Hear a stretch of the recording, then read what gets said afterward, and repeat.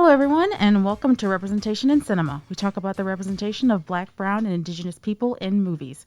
This podcast is hosted by Our Voices Project. Our goal is to dismantle destructive stereotypes of minority groups perpetuated in the media by producing films centered on the multifaceted experiences of Black, Brown, and Indigenous people. Our Voices Project is also a committed community partner, providing opportunities to affirm racial and cultural identities, empowering students as agents of social change, and contributing to an individual's learning through cultivation of critical thinking. I'm Jackie McGriff, co-founder, director, and producer for the Our Voices Project. And joining me on today's podcast is the woman whose snacks game is on point, our co-founder, cinematographer, and editor, Deborah Alvarez. Welcome, Deb. Thanks, Jackie. Next, if Show Me the Money was a person, our grant writer, Annalisa Rogers is here. Thanks for being here, Annalisa. Oh, thank you.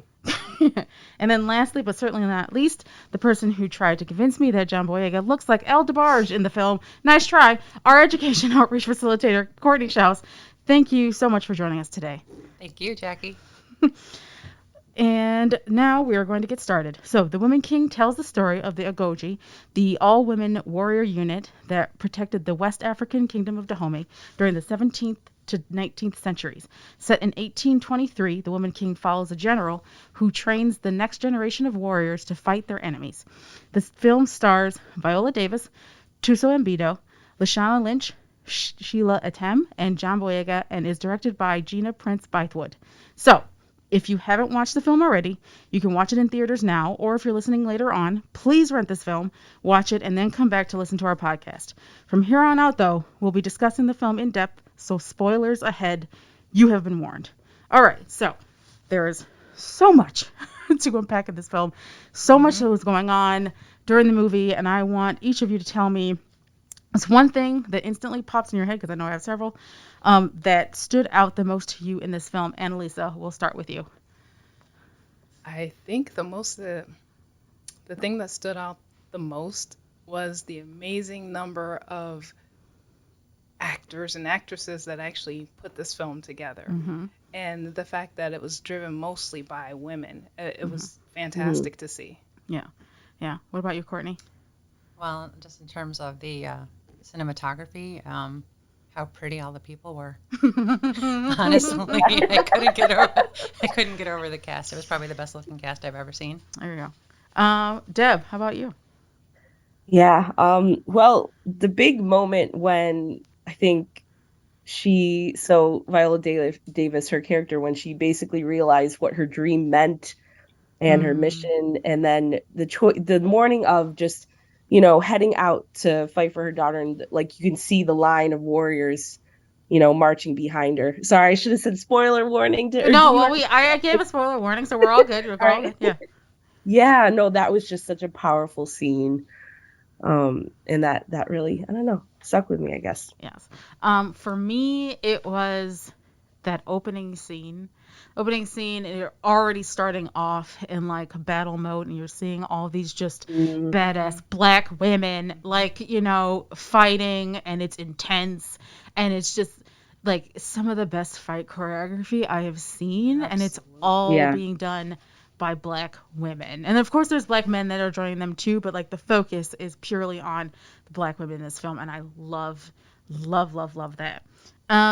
So there has been, before we get into more details about the film, there has been some criticism about the inaccuracies in the history of this film. So rather than focus on the criticisms, we're going to give you the real history of the Dahomey and the Agojie. So Annalisa, if you wanted to start us off, what's important that we understand and get right with at least telling the history of the film, and what is the history? Well, I think the first part is understanding that the Woman King, there was extensive creative license that was taken with this film. Mm-hmm. There was not actually a woman king, but rather a general named Sedong Hongbe. And she was leader of about 6,000 Dahomey women, women warriors. So that is more accurate. Mm-hmm.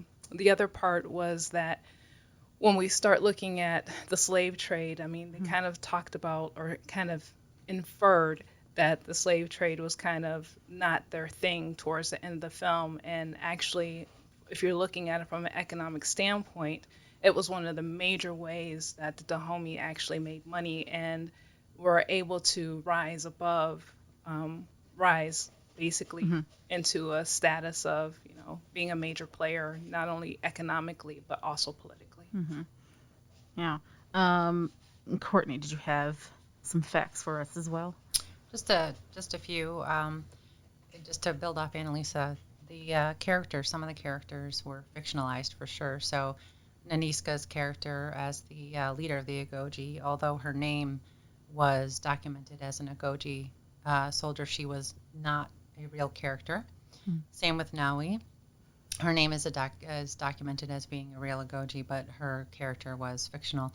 King Gizo, played by John Boyega, and the king's son, Glalie, they were actually real characters. Glalie was not in the movie, but they reigned over the golden age of the Dahomeyan history, ushering in an era of economic prosperity and political strength. So there is some historical accuracy to what we did see in the movie there. Some other facts to build off of what Annalisa was saying again. So did Dahomey actually stop their involvement in the slave trade, although it made for a very nice and neat, concise Hollywood story? No, not at all. So the Dahomey emerged as a key player in the trafficking of West Africans between the 1680s and early 1700s. And they did sell their captives to European traders. Many prisoners that were enslaved were sold abroad, but there were also a significant number that were enslaved in Dahomey. And they served on the royal farms in the army or at the palace. Side note, though, Gizo did agree to end participation in the slave trade briefly in 1852 after years of pressure from Britain, because the British government did abolish slavery in 1833. And Gizo did actually explore going into the palm oil industry, but it was far less lucrative. So he soon resumed participating in the slave trade. And so that's about all that was truthful in that theme line. Okay, so given all of that history and what you've told us just now and everything that you've been looking at, of course, here at Our Voices Project, we're all about getting accurate, multifaceted representation. And so moving forward, especially in not only just like the stories that we create, but also Hollywood abroad, or across the board rather, how important is it that we get the history right, for all of those to see? Deborah, I will actually go to you as the other filmmaker in our group. Yeah. So I think it's important to, obviously recognize what is fictional and what's not fictional. And so I think what they did with the film was amazing. The story, how they created the story and everything. But also recognizing the true history, I think, is important. So having that balance, I believe, is an important factor. Overall, it just in what the movies are representing. So yeah. And to you, Annalisa. So, did you have anything to add, or did you want to add anything to that as well? Well, I understand that they took a lot of creative license to do this film, and sometimes I think there's a huge lack of positive female imagery that is done in film. And so they took something that was actually kind of negative and made it into something positive. And I think that there's a lot of things that people, and women and young girls in particular, can take from that. We weren't just people who bore children. We were actual warriors at some point in time. And that's pretty fantastic. It kind of goes to the whole thing of we can really do anything that we want. Right. Yeah. Yeah, that was with seeing the discourse that was going on online, especially Twitter, since I'm on Twitter a lot. Probably says a lot about my mental health. But with being on Twitter and seeing there was the hashtag that was going around that was saying boycott Women King.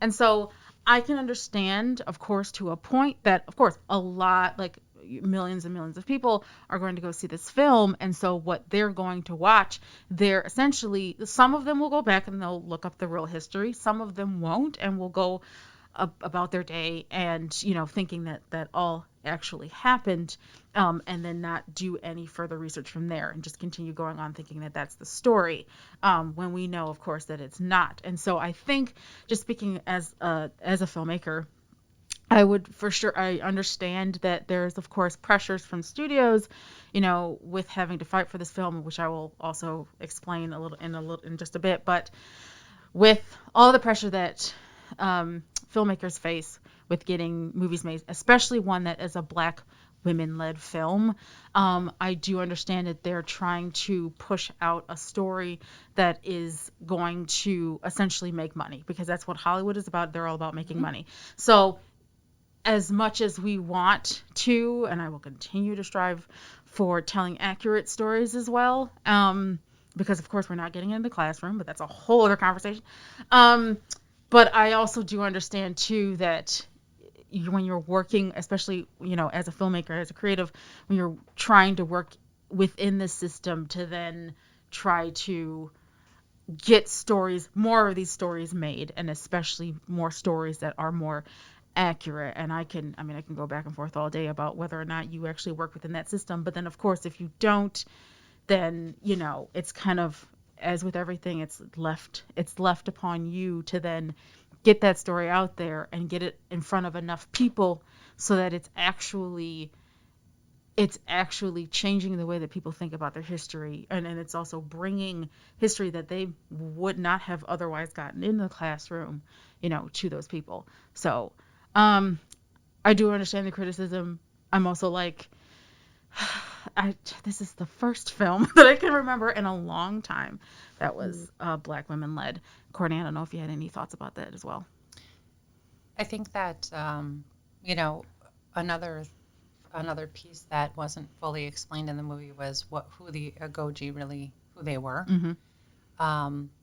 That they reached their peak really in the 19th century under Gizo, and the way that a woman warrior became women warriors is they were really the wives of the kings. They were lower class wives who they were celibate. So of course they didn't bear the king any children, but they were very revered. They lived in the palace. Mm-hmm. They were able to share in the king's alcohol, tobacco. I guess I should go back to the celibacy part. That was actually debatable, but they did not sleep with the king. They did not bear him children. Wow. So there were pieces of the film that were maybe took a little bit of a poetic license, but weren't actually too inaccurate. There was still a test in terms of to determine if you were going to be an Agojie. Mm-hmm. But I think, what you were speaking about reminds me of Audre Lorde when she wrote her biography, but called it a biomythography, where she sort of wrote pieces that were true but reinvented pieces as well and presented that to the world. And I think that what Annalisa was speaking to in terms of where did we ever see something like this on the screen is almost more important than telling the accuracies about this, transatlantic slave trade, because we have stories about the transatlantic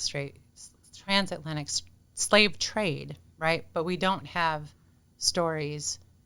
We don't have white stories. We don't have black stories. We don't have Latinx stories about brave warrior women. Mm-hmm. Yeah. And that's so much, that is what's needed now more than anything. Well, especially out of Africa, because the way in which, at least in our society, in American society, the way that we paint Africa is like this place of where, it's highly impoverished. It's they're not intelligent. Like there's all these like sort of negative things, or it's either that or we don't acknowledge. The way that I'm talking about it right now, like I'm saying Africa as if it's a country, it's a whole continent with a bunch of countries. And so the way in which we talk about Africa is either in that sense or it's not talked about at all. Like when we talk about African American history, we don't go all the way back to African civilization. We start right at the transatlantic slave trade, like you were talking about. So to get something like this of course you can make the criticisms, about the history and everything, and I will not debate anybody about that. However, we have not gotten stories like this, and I think it's important that we get more of that. Because the history actually goes back even before the slave trade, where they have stories of bands of women hunters that were actually formed early into the 1600s.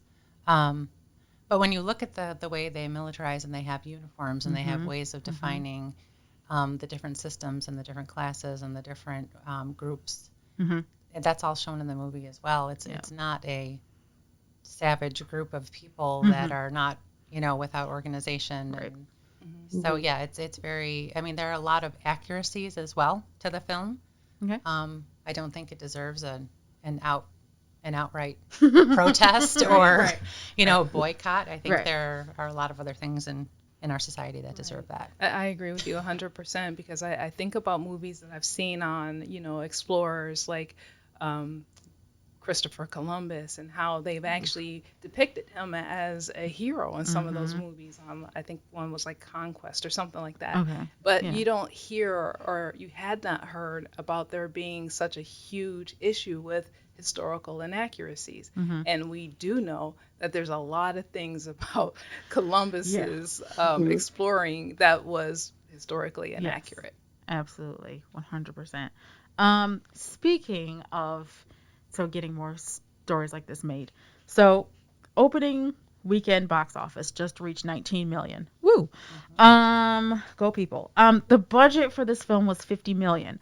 So if it surpasses that, do you think this means we will get more films like this? Annalisa, what do you think? I think that it is a distinct possibility. Now I say that because I'm thinking about maybe 15 years ago when we saw like this huge push for African American films like Waiting to Exhale or how Stella got her groove back, and all of those things kind of really started to push Black movies forward. And then there was like a upswing, and then there was a downswing, and I think we're probably coming back on that upswing where we're seeing things like Wakanda Forever, the Black Panther. We're seeing things like The Woman King, and there's a few more that seems like that's coming up pretty soon too. So I think we're going back on that upswing. So yeah, I think it is. Yeah. What do you think, Courtney? I think a challenge with this movie is, and I've been reflecting on this, what I'm about to say is that growing up as a white person, as a white woman, I'm not taught to identify with Black women or to see Black women as role models, although I have always, in my own personal life, had probably Black women role models more so than white. But to have young girls see a movie like this, and we're talking about representation in cinema, right? And so this is a great thing for young Black women to see positive. But I felt an immense sense of pride when I saw this movie to see that, like, yes, we have women on the film. But I think there's still that disconnect in our society where women will appreciate this film, but there won't be that connection inherently for like white women to see themselves in the Dahomey warriors, right? So like I think there's this expectation because of the society that we live in, this white supremacist society, that Black women are supposed to watch these films or read these books and see themselves in these white protagonists and gain inspiration from these white characters, right? But I don't think it's gone the other way. I don't think that white women and white girls have been taught to find that same kind of inspiration and in strong Black women characters in film and books and in media. Yeah. I'm hoping this can help push that, and more movies like this can help push that. And I think that possibly, as we see, the first week, this is great. If we can see that momentum continue to build and we can have these conversations, and we can have parents encouraging, it's the same concept with giving your child a Black Barbie doll or a Black baby doll and just, that type of that's how I'm kind of Right. reflecting on this. Right. No, that's a really interesting point because when I think about not being a white woman, I think about the strength of some of the things that white women have been able to accomplish alongside black people, black women. And I'm thinking about things in particular, such as the women's rights movement. I'm thinking about, we had a strong showing of white women in the civil rights movement, but also voting rights, So there had been to some degree, a synergy between white women and black women to make those things happen. It doesn't happen often enough, and we should expect that more of those things should occur. But in school, what do you learn about? Well, yeah, Right. I take your point. But, Yeah. So inherently, but that's what I'm right. saying. It's ironic that it just doesn't happen the way it should. But I mean, any little girl seeing those badass women Yeah. up on that screen, I mean, I was personally just blown away thinking, and I was sort of left thinking myself. I mean, I know my limitations, right? Like I wouldn't make it. I wouldn't even make it to the training phase. Did you decide that you would be a musician or something? Yeah. Like I would like, how can I get in that palace? Because maybe I can pour their drinks or something. But yeah, there's no way that You could be the lyricist. Something. But yeah, but I definitely was blown away, and I think that any little girl seeing that army, I mean, that's got to make an impression. Oh yeah, for sure. That's also reflected too, like, so whatever is going on in society, of course, is reflected in each industry. And so in the film industry, that is also something, when you were talking about, or you both kind of touched upon, like, on this, about people being able to relate, white people feeling like they can't relate or whatever. So I know in the industry, especially with Viola Davis and Gina Prince-Bythewood trying to get this movie made. So there was a few interviews in which Viola had mentioned that it took a lot. She was fighting the entire time to get this movie made. She had to convince the studios to get certain actors, to get a director, to have a big budget for this, the marketing, all of that, all of the things that make a movie.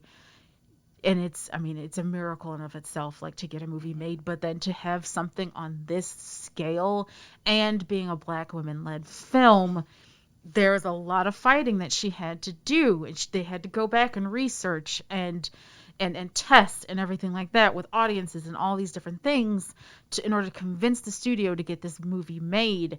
So, like, I think to both of your points, I think if society came together, or if we had more of these conversations, where, parents, or, from adult to adult are having these conversations about, listen, I grew up and all I had was Princess Leia, right? And this is this white woman who's, in Star Wars, and I'm like, but I love her. She's an amazing character. I want to be Princess Leia. Now, why couldn't it be the same thing? If you're looking at the Dahomey, you're like, listen, I need to be part of the Agojie. And you're like, you're not a black woman, but here you are, like, relating to these black women. I don't know what needs to happen, what kind of, like, conversations need to occur for that to happen, but I'm like, also too, the fact that she had to work so hard to get this movie made, whereas, like, we're getting, seriously, listen, I'm a huge Star Wars fan, okay, but, like, do we really need all of these Star Wars movies? And I will say yes, but also no. Like, we don't need another one. So, like, give other stories a chance. Give stories that are also going to show that representation, but that people also can relate to across the board, no matter what ethnicity you are. Deb, did you have anything to add to that?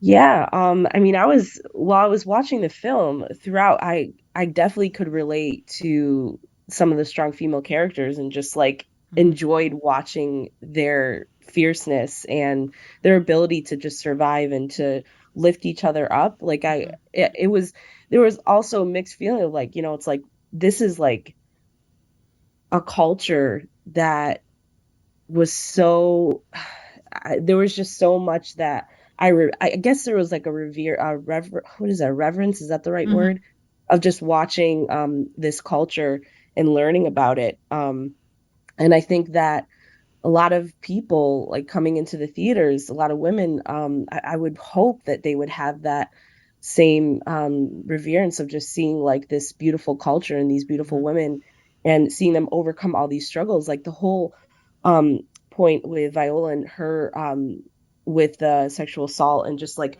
overcoming that and, realizing she has a daughter, and that daughter fighting alongside her, like those aspects of the film, it's like so many women I can just imagine could relate to, or at least see that within themselves, like that fighting spirit, that sense of like what true love looks like. I don't know, there was a lot of themes and aspects of it that I was just like, oh my gosh, like I can relate, but also understand, like, I mean, this is a whole culture, a whole people that it's not, even though they're not, I'm not a part of that culture or that, race, I can still find things that I can relate to. And so I can hope, at least to answer the question of if will this be, if it gets higher in the box office, will it get more representation? I can see it happening. I don't know, I have hope. Yes, keep hope that's just me. alive. Yeah, seriously. Well, I was just gonna say, so when you're talking about like watching, these group of women, there is definitely a sisterhood there. Yeah. There's this camaraderie. There is this. When they first get there. When she first gets there, Niska, so Viola Davis's character, she's explaining that your opinions will be heard, or you will be heard. And you constantly see them dancing, you see them laughing together, you see them sticking up for one another, or defending one another. When's the last time that you can remember, especially given that it's centered on Black women, when's the last time you remember seeing that in a film? Annalisa, I'll go to you. I think I mentioned it earlier. One of the last times I've seen anything like that was like kind of Waiting to Exhale, where they kind of came together. They celebrated the good times, the bad times, and they just literally came together in that sisterhood. So I think that was probably one of the last films I've seen since this one that depicted something of that nature. I mean, that was back in the 90s, right? Yeah. Because I was a small child and my mom said you could not watch this film. Yes, so that's how. Not to make anyone else feel old. Okay. Thank you very much. You're so welcome. No. But I don't know. Courtney, Deb, did you have anything that you wanted to add? I think that that was brilliant on the part of the director, because those examples that you cited,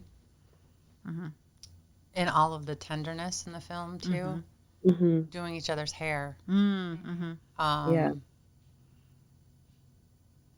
just she went back and helped her friend get through the training. Just in just those ways that they were there for each other and showed up for each other, like you said, the dancing, the camaraderie, those things are still relevant. Yeah. But the what I was thinking is that the movie is built around this physical defeat of colonialism in this, within this time frame, this like hour and a half or whatever, 2 hours time frame. But what's interesting about the movie too is that you're also led by Niska. You're also working against the culture of colonialism as well. So we know that in America, chattel slavery the idea was destroying families, pulling people apart, people as property, for example. And in this movie, it was all about family, keeping family together, creating family. You don't have a family, you have a family now. We don't sell our family.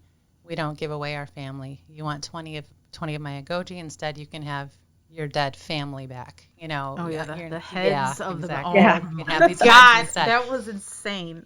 You know, you're going to try and tell me not to go get my family that's in this cage, you know, that's too bad. I'm going to go get my family. And then at the end, you know, we can't capture and sell our Dahomey, and not just our Dahomey, but any African. Mm-hmm. We are Yeah. family. Right. This is our family. And, you know, which goes directly against what divides and destroys. Mm-hmm. You know, that's exactly Yeah. one of the centers of slavery. Like, Yeah. you do not have family. Right. You cannot have family. Right. And so there's these little themes of getting at that culture of what it is to be enslaved in colonialism, Mm-hmm. and not just killing the men that are there to engage in that activity, but killing the idea Mm-hmm.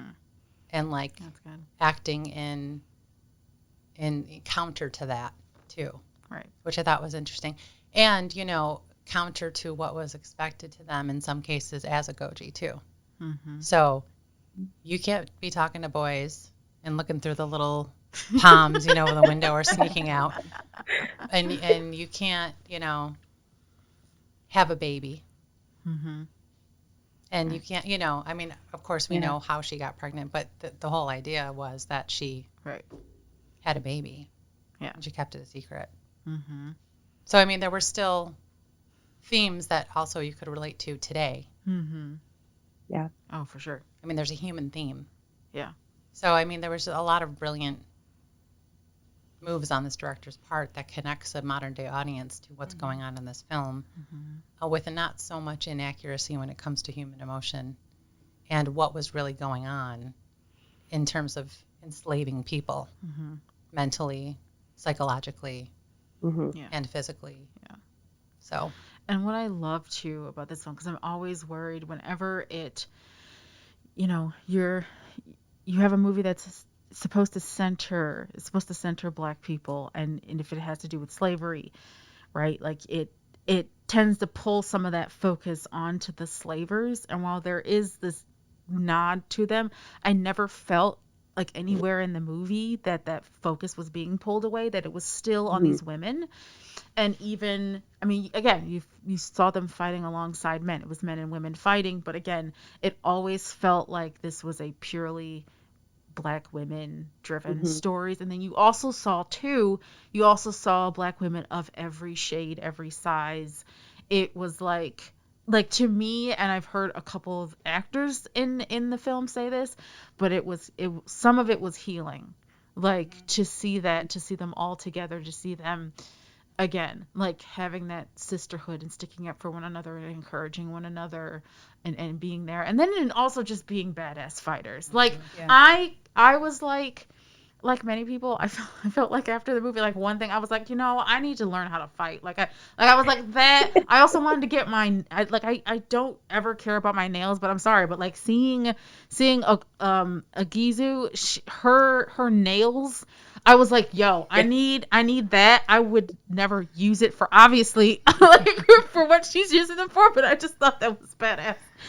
Yeah. Did any of you, for you, did you have any standout performances? Actually, before we get to the standout performances, I want to take a step back. Yeah. You know, watching this film, there's a lot of times when movies are talking about or discussing slavery in some way, shape, or form, it always in some way kind of triggers my sense of, you know, generational trauma. And I have to say that after watching this movie, I had no sense of trauma. It was, and I think you mentioned that, you know, it was kind of healing in some way. Yes, it was. And it was like it was empowering as well, as opposed to taking away from. So I felt, you know, the movie was really incredible in just achieving that alone. Yes, absolutely. So, yeah, no, 100%. I absolutely agree with that. And now moving on to standout performance. No, you're fine. No, I love that, Annalisa. You captured it perfectly. That is amazing. Were there any standout performances for any of you? I like that there were no like Matrix moves. Like seriously, like it was, I had read this this article, and it was one of the things that this author was bringing up, that it was really there was a lot of talent in this movie. And I had read about the training and what actors were going through to do this, but in the end, it was not like it was not a lot of magical, manipulation of. It was just practical, real fighting. Yeah. Yes, Yeah. and it was really engaging.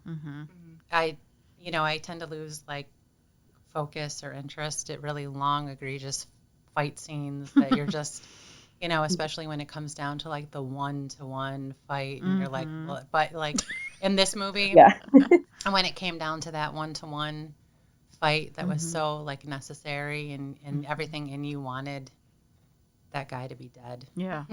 For real. It was just. I didn't look away for a minute, but I gotta say that it wasn't for 1 second did I think I could do that, or did I want to fight. Like I really just needed. I felt like I needed like a restorative session afterwards, and was kind of like, oh my God, like it was like I'm a very passive person when it comes to that, but I really admired as actors the training and what they went through to get that film produced. I agree. I think for me, every last one of those actresses and the actors were amazing. Their characters were completely believable. But I think the piece that stood out to me, and I think kind of like made my heart wrench just a little bit, was when Naui is kind of cradling Agojie. I may not be saying her name correctly, and she dies, but she's laying out this gut-wrenching cry, and that was just, to me, that was probably one of the more standout pieces and performances at that moment, because it really pulled that emotional piece out of you. Yeah. What about you, Deb? Yeah, no, I was gonna say Naui. Am I saying it correctly? Naui, yeah. She stood out to me the most is from her performance, and I'm gonna say the other name is Agojie. Yeah, so Agojie or Lashana Lynch. Lashana Lynch, yeah. No, both of them, their performances stuck out. I mean, Viola Davis. I mean, not. It goes without saying. Oh my goodness, names. I am so sorry, but no, they honestly, everyone just it seemed like they were all in with their performances. Like you could just tell. I was blown away by Boyega's his the way he portrayed his character and how he talked and everything, just like everything embodied a king. Like you could just feel it. And it was, but what particularly was interesting is how they portrayed Jordan Bulger Malik, I believe, his character also I thought was very interesting. I loved that they included that in the film, because I think it showed a lot. It represented how you can still find your it's like identity way back home. Yeah, he was finding his identity, and that was really powerful. And so that really spoke to me as well. And seeing him and Naui interact I thought was very like special, and in a sense, like there was like this innocence, but also like this true like love and true form of like willing to understand each other through the midst of this chaotic life. Like even Naui, like she wasn't scared. She was, you could tell she still had that, even though her mom obviously is like who's this guy, that sort of like dynamic you saw. It was just really amazing to see that. And even at the end, like she stood by her people, she stood by her women, and they both understood that, and they both were able to accept the love that they were able to give to each other at that time. Absolutely. And I thought that was very special. Yeah. So Deb, while you were talking about Boyega's performance, Courtney gave me of course you're listening, so for those listening, Courtney gave me like this look like, like whoop-de-doo. I just want to know what that was about, Courtney. I mean, yeah, he did great. He was a good king. But even I thought that, so the day after I saw the film, I don't want to say his performance was like unforgettable, but I'm like, it's not really what I'm left with. I'm not left with, I'm not thinking about his character I'm thinking like, I'm thinking the things that were brought to him, like, the one wife is going to tattle on Niska, and then the eunuch is going to tattle over here, and he's like, what will I do? And, and then Niska comes, and he's like, yes, Niska, we'll do what you want. And I feel like he was more like in this movie, the pawn to kind of keep the story going. Mm-hmm. So I read an article, I read a lot of articles, so about the fact that in terms of truth and accuracy of the time that this story is happening, the army was very much still under the thumb of the patriarchy and the slave trade, and they were complicit in that slave trade. And although they had more opportunities and spoils than women did outside of the army, right. There is still that piece in terms of having him there because he is the king and he is a prominent figure. But at the point at which he forbids Niska to go get her people from the cage, I'm like, are you freaking kidding me? The last 10 minutes, 20 minutes, now you're going to come out and forbid and expect her not to do. And it's like, you haven't set, I think that was one weakness in the film. You haven't set that dynamic where we're really going to believe that anything the king forbids you to do, you're going to listen.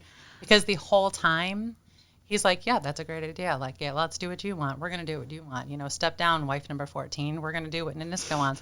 I didn't really have that feeling like there was a dynamic where he had that authority over as much as which we know, like, in the truth of that time frame. And it's kind of like, yes, we will never sell slaves ever again. You're awesome. You're my king. Come sit next to me. Look at my chest. My name is John Boyega. Farewell. So I didn't really buy into his performance as much, and I really just felt like it was like, okay, we have a king. We know he existed. We have to put him there, and let's give him the lines that keep the movie going, and let's show that he is a prominent figure. But I didn't believe, he didn't show me enough authority. He didn't show that, like, why wouldn't she run off? And then her whole freaking army's like, well, we're just going to follow her. Like, really, what's going to happen to us? Was my thought let's grab some tobacco on the way out, guys. Come on. So to your point, oh my goodness, and whiskey. Yeah. To your point, though, John Boyega in an interview says that was the point. He's a background, even though he's there, he's a background character. He says he's a background character because really what this is about, the women really have the authority. There was no way that, even as a king, Niska, goes off and does this thing because she's like, I need to go back and rescue people. There was no way that he was going to be like, really forbid that.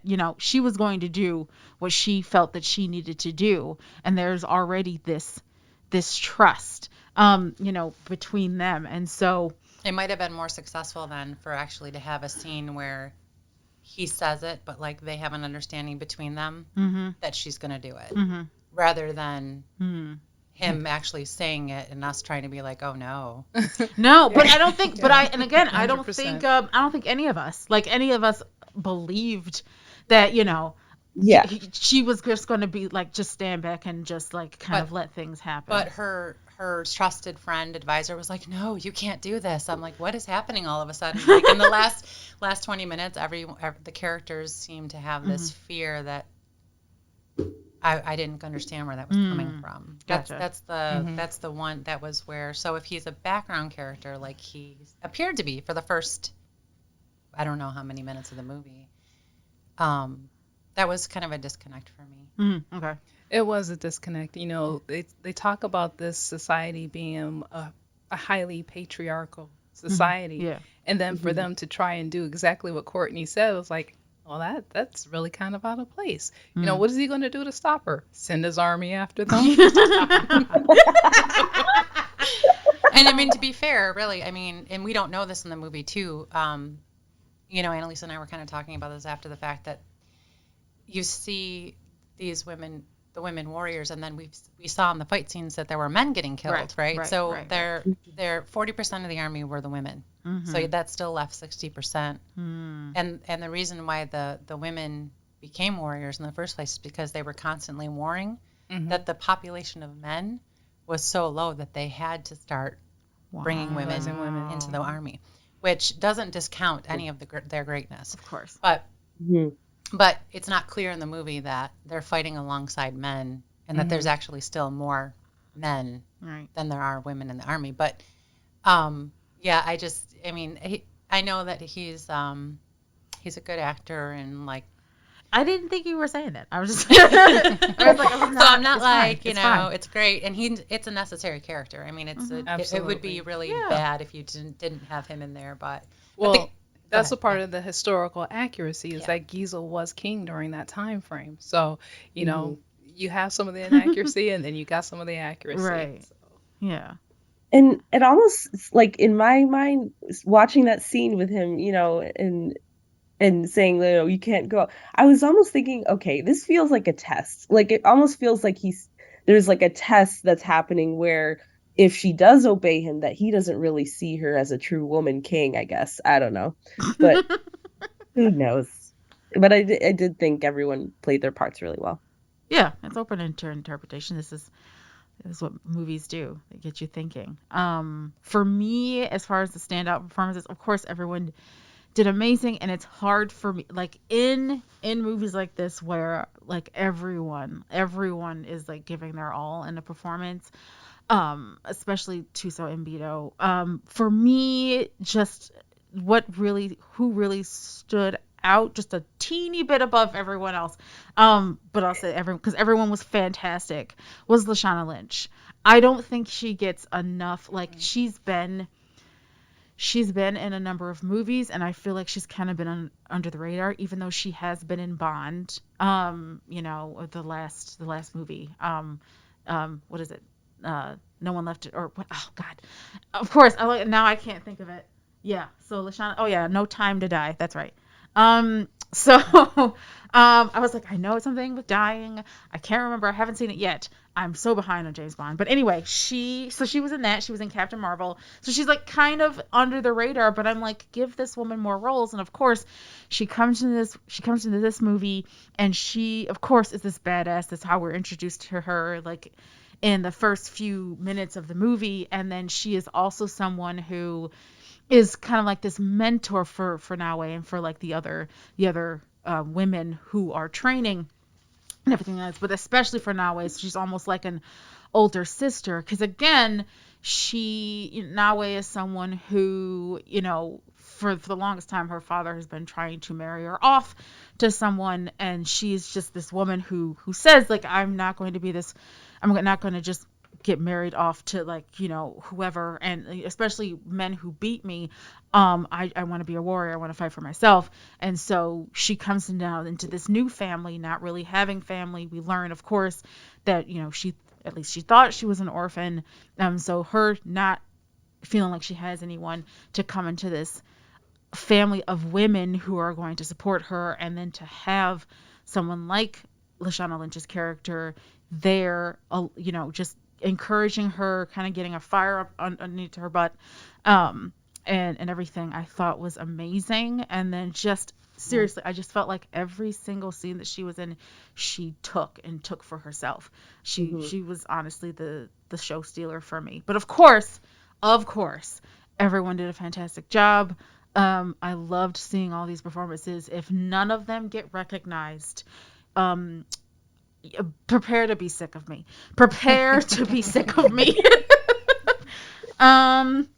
Did anyone else want to add anything else from the film that we haven't already covered? Hey, what's the first rule of being an Agojie? You listen to a geezer. Oh my God. Yeah, I agree with your assessment, Jackie, because I just loved whenever a scene came up with her. I was like, what's she gonna say? And one of the things that what she never did take away anything from Naui. Mm, Like she never, they never took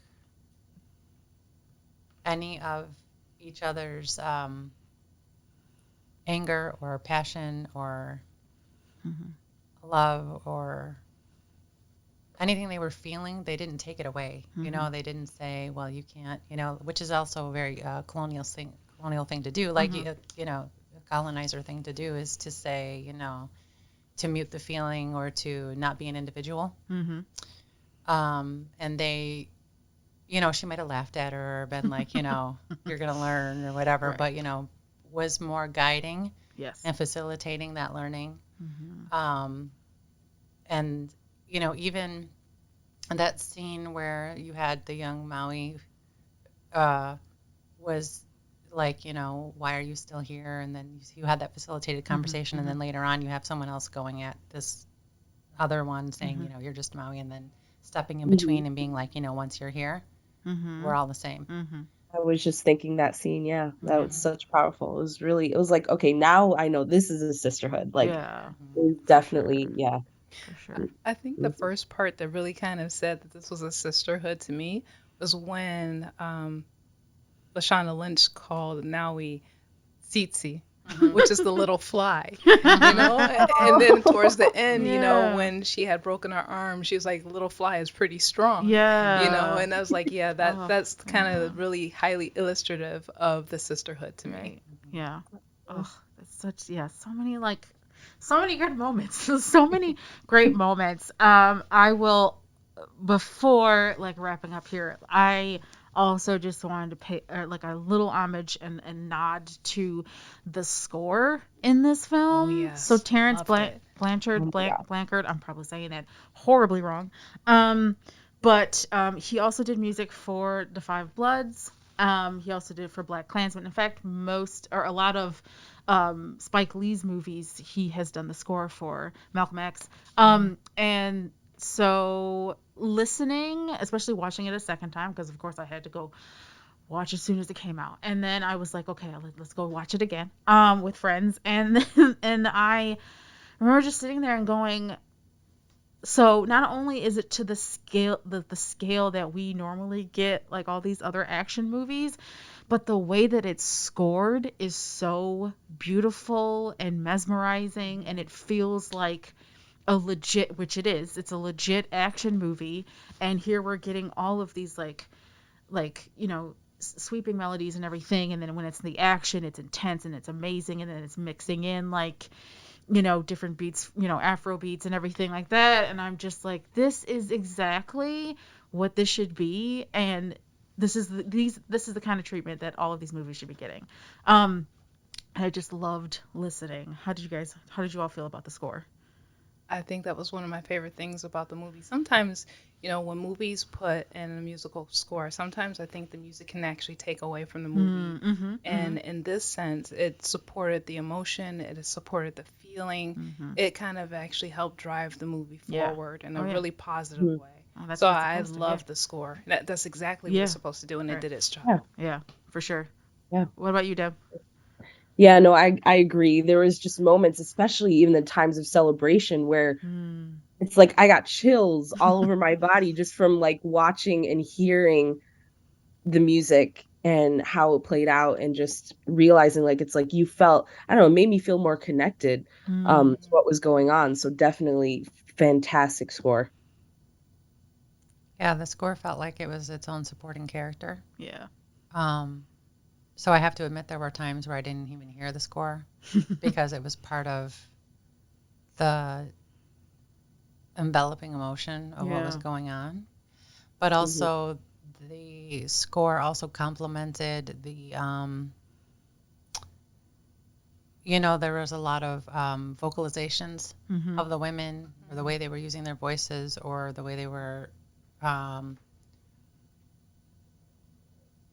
screaming or yelling out with emotion or crying, or so I think it was all very complimentary and just again moved the movie along and just cradled it. Yeah, for sure. Absolutely, 100% agreed. Any final thoughts? I think I just want to watch it again. Yeah. I think I want to give Boyega another shot, but I don't think I'm going to change my mind on that. I mean, you don't have You to. know. It's fine. Yeah, if you're gonna watch it again, don't watch it just to give Boyega another shot, because Yeah, it's not gonna happen. it probably won't change my mind there. Like, I've got other reasons to watch it again, but that would probably be the only thing, I think. There's some questions on that character. Yeah. No, if anything, it's for the Black women Absolutely. in the film. For sure. Absolutely. I'm curious to see how so we have Wakanda Forever coming. Yep. And we know there's influences there, of course. Yeah. And that's going to be interesting. Yeah. Right. Because there's been a lot of references, again, reading all of my articles and things like that. There's a lot of references and nods to Wakanda Forever. Yeah, I am treading lightly in that, just only because I feel like a lot of people, because again, it's like this predominantly Black cast and everything, there are going to be comparisons, and there already have been comparisons to Wakanda Forever, and I'm just like, okay, guys, one is a comic book. Okay, it's a graphic novel, right? Stop it. This one is like, it's like at least like talking about, or like we see, I mean, of course we see some inaccuracies, but it's like history based film, so like maybe don't make the comparison to the two, like, I don't Not two, for like, historical accuracy, Yeah. but they're supposed to be, if not a nod to the Dahomey, yeah. the warriors. Mm-hmm. There's supposed to be something from them. Like, Yeah. it's supposed to be something. Right. Mm-hmm. So the fierceness of the Wakanda female warriors Right. was actually taken from the Dahomey people. Okay. But that's about as far as it goes. And let's leave it there. I mean, one is definitely a graphic novel. The other one is based on history. So Yeah. you don't compare the two. You Right. shouldn't. It's like Right. apples and oranges. Exactly. But in Wakanda Forever, I read there was some more. We'll see. Right? We'll see. Well, some more. What was Some that more called? influence. Oh, okay. Some more interesting. influence. Yeah. Okay. All right, we'll definitely see. Having that in mind. Awesome. Well, thank you all for sharing. It's always fun getting together and having these conversations. And this will actually be the first time that all of us, our entire team, got onto the podcast to talk about a film. So thank you again. It will be happening again soon. To our listeners, thank you so much for your support of Our Voices Project and our Representation in Cinema podcast. You can find us on YouTube, Facebook, Instagram, and Twitter, and at www.ourvoicesproject.com for more information about what we do. Sign up for our newsletter there, too, to be the first to get notifications about podcast episodes and new projects. We're going to be talking about the movie Nope in October and Black Panther Wakanda Forever, of course, in November. So be on the lookout for those discussions coming your way soon. You can listen to this podcast and others under Representation in Cinema on any of the platforms listed on our website at ourvoicesproject.com/podcast. This has been Jackie McGriff, your host for this episode of Representation in Cinema of Our Voices Project. Thank you again for listening.